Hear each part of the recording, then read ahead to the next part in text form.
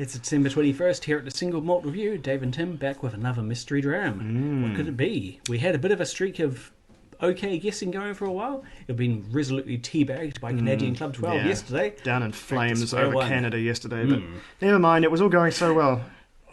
But today is a new day and a new dram, and hopefully a good one. It's looking quite dark. It's looking a little dark and it's looking a little foamy too, so I think 40% 12 years old, this one will not be. No. Right, where's my glass? Oh, I put it all the way over there. Right. At least I managed to rinse it this time. Okay. Oh, that's an aroma. Don't know what it is yet, but I like it. Some whiskies let you know of their quality immediately, and this one is like, hi there, I'm good. This is from a, I think, compromised whiskey to a really, really one that's is going to be nice. This one is smelling pretty stellar. That is a big, vibrant nose. It's got a twang of big ABV on there, and it's got a roundness which makes me think unchilled filtered. Well, and we had a sneaky shake of the bottle, and it spoke to me. But that's really quite scrumptious. It is rich. What it's not, roaring fire. What it's not is immediately familiar, and that's troubling because we're running out of clues, and so this should be if it's not familiar, we've got a problem. Do you want to try it without water first? What am I doing? It tastes Completely skipped the palate. Okay, Yeah. let's see. What? Oh, it's toasty. Oh, there's a little... I think there's a touch of peat there. I'm getting some burnt rubber. Oh, smouldering. My tongue is really tingling. What is going on here? The nose is quite conventional, albeit rather lovely. That palate is vulcanized in a way I've not had in quite a while. It's got all the sort of the burnt rubber of a heavily peated Isla, but without the intense just shock of peat, if that makes any sense at all. It's a bit weird, and I think I've got a direction, but hang on. At full strength there's a wee bit of funk on there. The peat is, if there is peat, it's very background, and it's very sort of, it's pungent, but it's not sharp. Wow. Okay, that water has brought out some minerals that went... Yeah. And some zing into my sinuses. You know, if I wasn't... What is happening, though? If I hadn't already been fooled, well, once, not twice, by Springbank, I'd be a little bit suspicious for Springbank or Kilkerran. I'm once again thinking I've quite likely tried this before, but can't place it. I think it might be the Glen Scotia. Like, it's a fast pick, but it's mineral. It's got a little bit of maritime to it. It's definitely more than 40%. Although that's no longer a threat. Scotia, sensible, or you get shut out. Okay. It's a very large dog. Can be a lot of fun with a toy.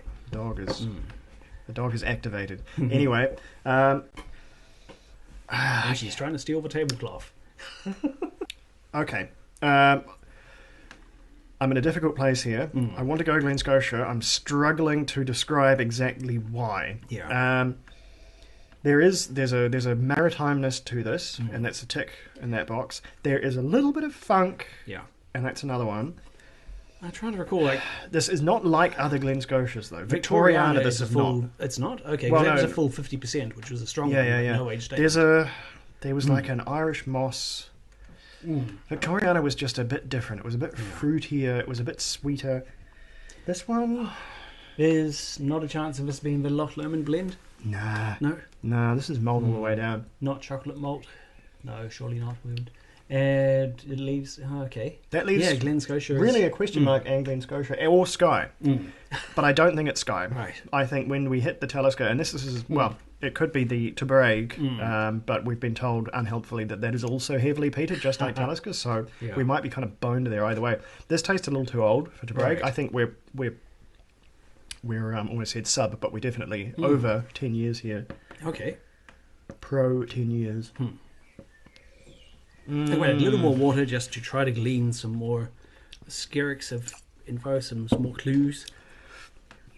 Might not work, but we'll try. I think Glen Scotia. It's not my strongest pick in the world, but I think it's the safest one. Yeah. Interesting. Adding more water is bringing out more smoke, but more sweetness too. Okay. Curiosity. I'm a bit scared to put any more in. I think unchill filtered though as well. That's going getting a bit of haze to it. Not mega hazy, but it's there. So yeah, I think unless you've got a strong one Nope, against I've Glen got Scotia, basically nothing. I think Glen Scotia's got to be the one. Okay. All right, here it Let's comes. see how we do. Feeling a little bad about this, but I don't think we've got anywhere else to go. I feel if I could be a bit more professional about this one, I'd feel better about it. Okay, 21. What's the damage? We're okay. Hey. We're okay. Glen Scotia, seasonal release, 2022, 12 years old, unchill filtered, uncoloured, 53.3%. From an Amontillado cask finish. Okay.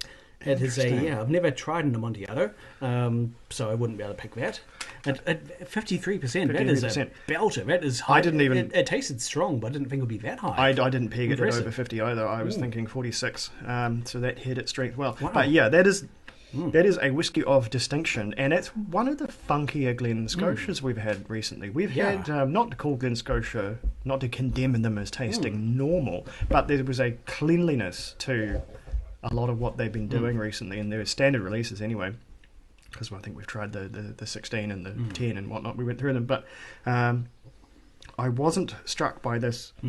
There's a real, there's the proper Campbellton weirdness on this. It's not Springbank, but it is identifiable as a bit of weird funk, so that's interesting. I do like a good novel cask finish. Maybe you're a qualified wine tasting person, and I'm not. Amontillado, what's its whole deal? Amontillado, or I would have said Amontillado, but I was probably getting the accent wrong on the double L.